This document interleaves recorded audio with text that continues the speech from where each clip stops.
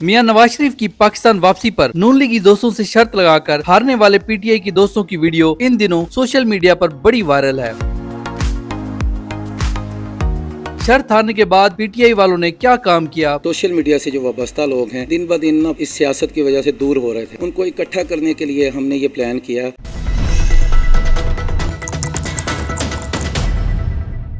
जी, हमारे साथ पाकिस्तान तहरीक इंसाफ के राना वकास मंसूर साहब भी मौजूद हैं और हम इनसे बात करते हैं कि ये शर्त हारे हैं, मियां साहब भी आ गए हैं, तो क्या कहेंगे ये।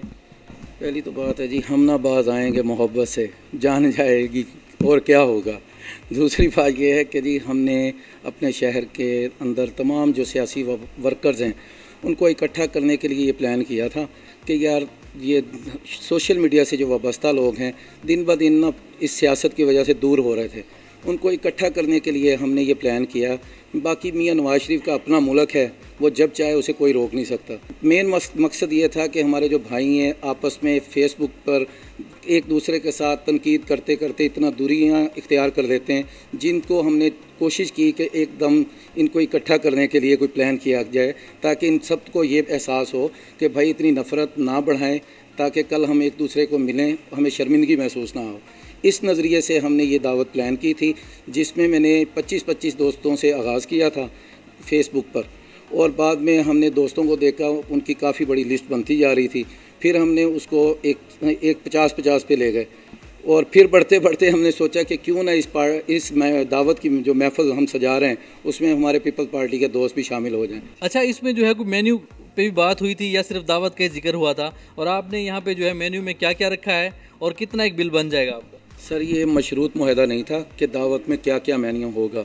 ये बाद में जब मैं शर्त हार चुका था मियां नवाज शरीफ की आमद के बाद, मैंने ख़ुद राना जी के साथ मिलके, अपने ये दोस्त वली जट के साथ मिलके हमने मेन्यू तरतीब दिया कि भाई जब इतने सारे दोस्त अहबाब आएंगे ताकि उनको खुश किया जाए, ये ना कि पटवारियों की जो मनपसंद ग़ज़ा है बिरयानी वो ना हो। इसलिए हमने उससे हट के चिकन कोरमा था और बिरयानी थी, खीर थी, कोल्ड ड्रिंक, पानी वगैरह, रायता, सैलड, जो एक कंप्लीट खाना होता है, वो हमने तमाम दोस्तों के लिए अरेंज किया था। अच्छा, ये वीडियो देखने के बाद शायद कमेंट में भी कोई इस तरह की बातें हों दोनों पार्टियों की, तो उनके लिए आपका क्या मैसेज है? देखें, जिस तरह आपने बहुत ही ज़बरदस्त भाईचारे की मिसाल कायम की है, तो उनके लिए भी आप कोई पैगाम दें इस तरह का? सर, मेरा उन भाइयों के लिए ये पैगाम है कि आप सियासत में एक दूसरे पर तनकीद ना करें। अगर आपको किसी की अच्छी पोस्ट नहीं लगती, आप खामोशी इख्तियार करें। अगर किसी की अच्छी लगती है उस पर आप कमेंट करें, लेकिन आप एक दूसरे के साथ तनकीद मत करें। तनकीद जब बहस मुबहसा बढ़ता है तो फिर दूरियां होना शुरू हो जाती हैं, और वो दूरियां हमारे भाइयों के लिए अच्छी रवायात नहीं है। आखिरी मेरा आपसे सवाल है कि ये तकरीब ख़त्म हो जाएगी, इसमें जिस तरह लग रहा है कि कोई बदमज़गी देखने में नहीं आ रही, और माशाल्लाह एक अच्छे तरीके से आप जो है मिसाल कायम कर रहे हैं, तो आमदा इलेक्शन में भी आपको नज़र आ रहा है कि इस तरह ही आप एक सियासत को अलग रखेंगे और ताल्लुक़ को अलग रखेंगे? सर, इंशाअल्लाह बशर्ते ज़िंदगी हमारी कोशिश होगी, जितने हमारे दोस्त इस छत तले इकट्ठे हुए थे, मैं आपके तवस्सुत से उन सबको ये पैगाम देना चाहूँगा कि वो सारे यही कोशिश करें कि सियासतदानों की खातिर आपस में लड़ाई झगड़े ना करें, उनको लड़ने दें। आप सियासत में किसी भाई के साथ ज़्यादती ना करें, किसी को मारने की हद तक ना जाएं। अगर कोई भाई बुरा लगता है तो उससे परहेज़ करके पीछे हट जाएं। अच्छा वकास भी, मुझे ये बताएं कि आपको कैसे लगा कि मियाँ साहब नहीं आएंगे? सर, अरसा 4 साल से ना हम मियाँ साहब की आमद की इतला सुन रहे थे और बाद में पता चल रहा था कि कैंसिल हो गई। फिर कभी ख्वाजा आसफ साहब, कभी ख्वाजा साद रफ़ीक साहब, इस तरह काफ़ी जो इनकी लीडरशिप के बयानात आ रहे थे कि मियाँ साहब फ़लाँ तारीख को आएंगे, लेकिन बाद में पता चलता था कि कैंसिल हो गई है। मैंने भी उसी चीज़ को मद्देनज़र रखते हुए कि यार इस बार भी ऐसे ही कोई ड्रामा ही होगा, मियाँ साहब की नहीं आएंगे।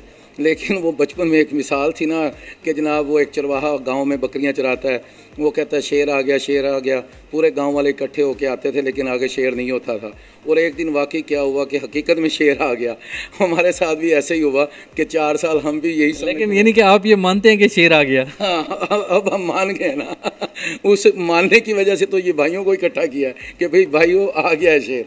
जी मंसूर साहब, सबसे पहले तो आपको मुबारकबाद हो, और आपको 2 खुशियाँ एक साथ मिली हैं। एक तो मियाँ साहब आपके वापस आ गए हैं, दूसरा आप ये जो है दावत भी जो है ना आप जीत चुके हैं। क्या कहेंगे आप? बिस्मिल्लाहिर्रहमानिर्रहीम।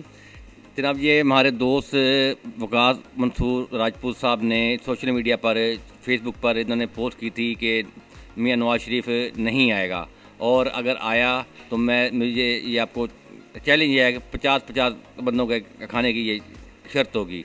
तो इनका चैलेंज जो है वो मैंने अल्हम्दुलिल्लाह कबूल किया था, और जिसके में ये अपना हमारे दोस्त हैं, क्लास फेलो भाई भी हैं जो PTA के सरगर्म कारकुन हैं, इन्होंने ये बीच में ये ग्रंटर का किरदार अदा किया था, और अल्हम्दुलिल्लाह हमारा कायद भी आ गया है और हमने ये शर्त जो है विन की है।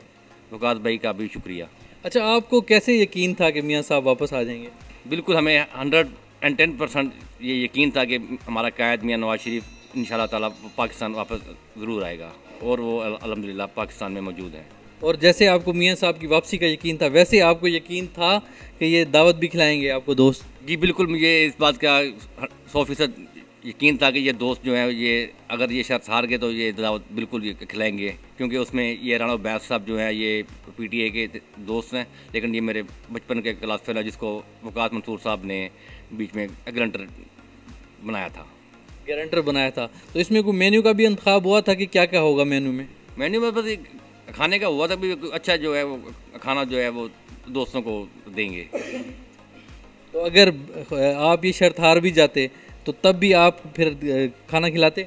अल्हम्दुलिल्लाह बिल्कुल जी, अगर शर्त अल्लाह ना करते हम हार जाते, अल्लाह ना करते तो बिल्कुल, क्योंकि हमने जो है सिक्योरिटी पेमेंट भी आप राना बैस साहब को हमने जमा एडवांस में करवा दी थी। अच्छा, सिक्योरिटी भी कितनी कितनी सिक्योरिटी आपने जमा कराई? 20-20 हज़ार दोनों पार्टियों की तरफ से एडवांस जमा हो गए थे पैसे।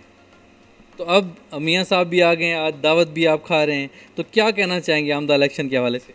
इंशाल्लाह ताला जी आइंदा इलेक्शन जो है वो पाकिस्तान मुस्लिम लीग नून का है, और हमारे जो है कायद मोहतरम या नवाज शरीफ प्राइम मिनिस्टर होंगे।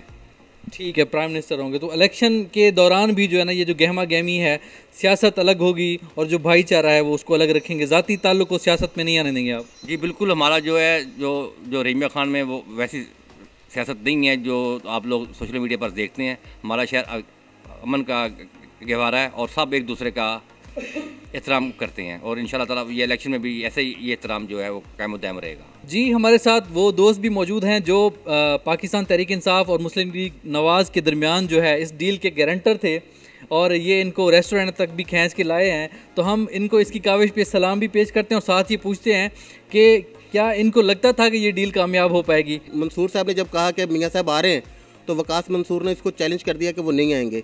तो ये मामला सोशल मीडिया पे चलता चलता जब एक हिट पकड़ गया तो फिर हमें फील हुआ कि अब इसको किसी तरफ लगाया जाए। तो फिर हमने आपस में बैठ के ये सारे कुछ SOPs तय किए कि मियाँ मंसूर साहब नून लीग की तरफ से रिप्रेजेंट कर रहे हैं, तो ये अपनी साइड के जितने भी लोग होंगे उनको ये मोटिवेट करके लाएंगे कि यहाँ पे कोई बदमज़गी का माहौल नहीं होगा, और PTI और पीपल्स पार्टी जो दूसरे होंगे वो हमारी तरफ से होंगे। ये दोनों की रिस्पॉन्सिबिलिटी जो थी वो हमने डिवाइड कर दी थी और उनको बता दिया गया था कि इसके ऊपर सख्ती से पैरामल होना है। तो ये चीज़ चली, तो फिर जब कुछ दिन रह गए और ये हाइट क्रिएट होगी और हमने तय किया कि ये 25 लोगों से लिस्ट बढ़ गई। लोग इसमें दोस्तों ने मुतालबे भी किए कि यार हमें भी बुलाया जाए, तो उनके शौक़ को देखते हुए हमने इसको एक्सटेंड किया, लोग बढ़ाए। और सेकेंडली फिर हमने इसका ये तय किया, मेन्यू तय किया बैठ के कि इसमें पटवारियों के हिसाब से बिरयानी और चिकन को जो हमने ये PTI वालों के साथ मंसूब करते हुए हमने मेन्यू इस तरह का तरतीब दिया। तो दोनों का हमने वकास मंसूर ने बड़े दिल का मुजाहरा किया है, उन्होंने बहुत अच्छा प्रोग्राम मैनेज किया है, और यानी कि 50-50 का तय था, तो ये 140 के करीब लोग थे। अपने मेज़बान असद महमूद को दीजिए इजाज़त। देखते रहें उर्दू पॉइंट, अल्लाह निगहबान।